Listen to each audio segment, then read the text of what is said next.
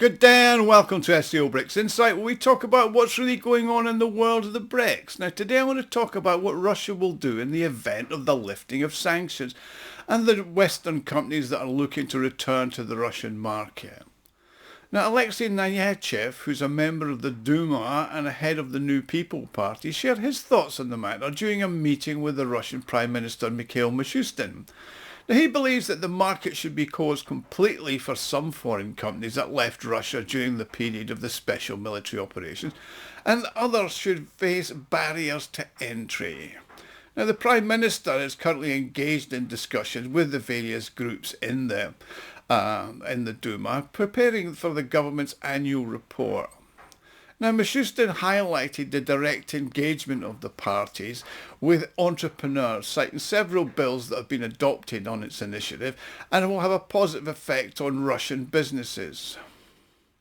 In response, Nayachev expressed concerns about the return of Western companies to Russia and anxieties of entrepreneurs and companies in Russia in regards to this. He highlighted that approximately a third of foreign companies left Russia. They left their customers in the rush, they fired their employees, and that was done very abruptly. Others did it more subtly, but in any case, they made it clear that they would no longer be working with Russia. Now, he noted that some of these companies are now interested in returning, and the business community's opinion is that they should not be allowed to just simply come back and act as though nothing's happening. Now, before I continue, I'd like to make an appeal. If you like and enjoy my videos, you can help me fund the channel and my website scobricsinsight.com to further develop them. You can do this by making a small donation, which can be done by clicking on the thanks button at the bottom of the video screen. Everybody who does donate gets a personal thank you from me, and I'm thanking you all anyway for watching, because every viewer is important to me. Do keep the comments coming. Love to see them, read them and respond to them. Now, in this regard, New People's Party have introduced a bill to the Duma that prohibits such companies that abruptly left Russia from returning. He stated these companies are not actually required now in the country, and the market should be closed to them indefinitely. He went on to suggest that other companies that left should face challenges if they do want to return. As he pointed out, before 2014, Russia bought a huge amount of Western consumer goods and produced very little of them themselves. Now, Russia have revived its manufacturing sector and various other sectors of its industrial production. Now, people wanted this for a long time, and it's something to be proud of, because both the volume of manufacturing production and the standards and quality that they've achieved are very high.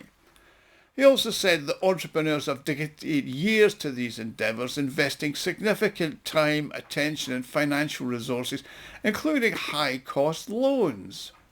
I mean, they've established numerous enterprises. He said in his network there are numerous individuals and companies that have initiated new production, manufacturing in medicines, apparel and other quality goods.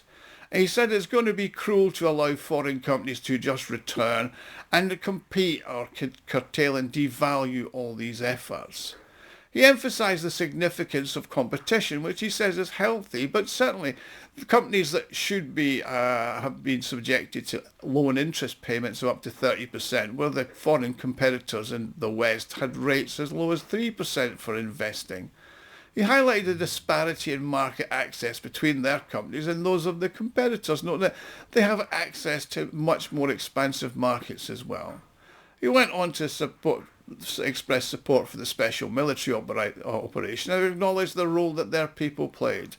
However, he did have concerns regarding the transparency of the foreign competitors' activities, and their budgets are based in unfriendly countries and they pay their taxes there and not in Russia. He argued this calls into question the nature of fair competition. He said the primary message needs to be emphasised that new entrants need to contribute to the cost of entry, while expressing hope that the respective governments would then open their markets to Russian companies and goods.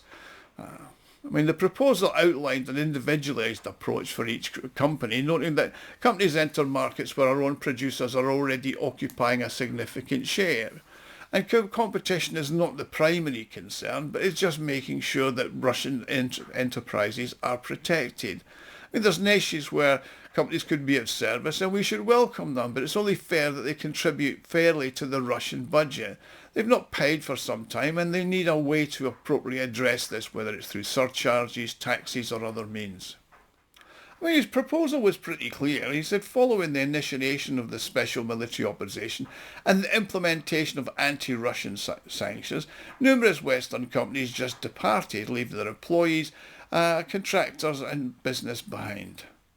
That caused a logistics crisis, it caused payment issues with this cutting off of SWIFT, and Russia introduced a stringent monetary policy, and Russian entrepreneurs had to fight to survive and then thrive. Now he notes that the Russian market will be fully open to foreign businesses. Russia's enterprises will face greater challenges as most Russian enterprises have invested in development to take up the new vacant niches through taking out expensive loans. If Russia just opens its markets to everyone, the consequences for the Russian mechanical engineering, aircraft manufacturing, light industry and high-tech industries could be catastrophic. I mean, these industries have only recently embarked on their growth and development programs, and they've achieved significant progress which could be curtailed. I mean, these industries have achieved and continue to work towards creating a self-sufficiency based on import substitution, according to Nikita Donstov. Notice, well, the slogan may be more expensive, but it's our own, has some merit. It's important to consider the reasonable role of regulation in making many of our own products more affordable. I mean, there are calls after the lifting of sanctions by the USA and the EU that Russia could create barriers to entry in a number of these markets. After all, foreign companies just upped and went, dumping their customers and staff, and they should not be allowed to just return. So what barriers are likely to be created and how will they work? I mean, overall there's opportunities to create barriers for the foreign companies, according to Yulia Kuznetsova, who's an investment advisor at the Bank of Russia. I mean, legally the implementation of such barriers can be formalised in several ways. For instance, the creation of a blacklist of companies based on the behaviour of certain entities when they left Russia abruptly. The mechanism is already partially working through Russian sanctions lists. The companies that are no longer welcome. It also introduced a licensing agreement for foreign companies, which allowed the decisions to be made at an individual level on which companies can return to the market and who cannot. He notes that the use of the Federal Anti-Monopoly Service mechanisms can prevent the dominance of foreign players in key sectors and industries. But to be effective, it really depends on how the law enforcement look at it and the transparency of the criteria, which needs to be pretty strictly adhered to. Now, both the statements appear to be ordinary, but the first one is that Federal Anti-Monopoly fulfilling its duties and what really is actually going on. I mean, let's look at the situation of the duopoly of Boeing and Airbus on the Russian market and their dominance in the fleet of Russian airlines. And that serves as a very good example. I mean, what these companies did was despicable, and the collusion of Bermuda, where the majority of the lease fleet was registered, was also indicative of the intention to hurt Russian aviation and its customers. I mean, the domestic market for Russian aircraft manufacturers is now beginning to prosper, but it needs to be continually supported by the government, so it's the dominant one in Russian aviation. Plus, take up cooperation with BRICS members such as Brazil and China that both have aviation sectors that they're seeking to develop, and that will allow independence from the Boeing and Airbus duopoly. Now, these measures should have been implemented a long time ago, before the emergence of the force majeure situation. But advocating for a balanced approach, Kuznetsova says the optimal solution would be a flexible filtering system with priority for localization and development of investment. It's important for Russia to maintain a balance between economic sovereignty and the global opportunities. I mean, the proposal to permanently close the market to certain foreign companies could be an incentive to strengthen the technological and economic independence of Russian industry, according to the international security analyst Stepan Gromov. However, a partial closure of the market would be a more rational approach. Successful implementation requires a systematic approach, which is investment in domestic developments, the formation of a favourable environment for business and the establishment of stable international ties, particularly with BRICS members. Now, the development of domestic production has the potential to create closed production chains and reduce their reliance on imports. For instance, there's also active support for Russian developments in the software and the microelectronics sector, which are both booming. So it's important to protect the market from the global corporations, and that should encourage the state and private sectors to invest in the scientific research and innovative developments, particularly in critical industries such as microelectronics, pharmaceuticals, medical and biotechnology. In the meantime, as Gromov notes, there's an intensification of the search for alternative channels and partners, especially among the BRICS countries in the global south, and that came about because of the attempt at the isolation of the country. It looked east and south.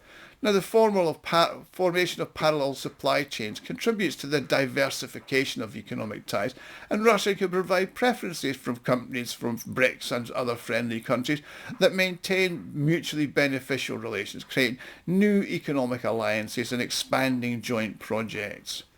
A reorientation towards Asian markets such as China, India and the Southeast Asian countries has the potential to enhance collaboration and facilitate the establishment of different technological systems. The formation of a Eurasian technological coalition is recommended in order to facilitate the joint development and the scaling of the breakthrough technologies. Now, this approach will enable Russia to reduce its reliance on Western technologies and establish a new cooperative ecosystem and strengthen its position in the global economy. Dmitry Lokhov of the TAP Group believes that the return of foreign companies that exited in 2022 should be subject to conditions, and that includes production localization and technology transfer to the Russian partners. He also suggests that Russia could learn from China's experience of 10 years ago, which he believes could provide a useful model for all sectors of Russian industry, ensuring economic stability and reducing dependence on external factors. For 3 years now, Russian industry has been working hard to build its production levels and meet the demands of the market in the face of the foreign companies leaving and imposing of sanctions. So each case of a Western company returning to the Russian market should be considered individually, taking into account how absolutely necessary are they. At the same time, complete isolation of the market would be counterproductive. Specialists, engineers, designers, programmers, power engineers, they need to exchange experience with other world players. So contact with advanced development stimulates competition, and that allows the domestic professionals to adopt the best and strive to create more advanced technological solutions. So, will Russia introduce barriers to entry? Well, for foreign companies, I'll keep you informed. I think they should. Thank you for watching. Please like and subscribe, and if you enjoy my videos, please click on the thanks button, and I'll see you all again soon. Thank you.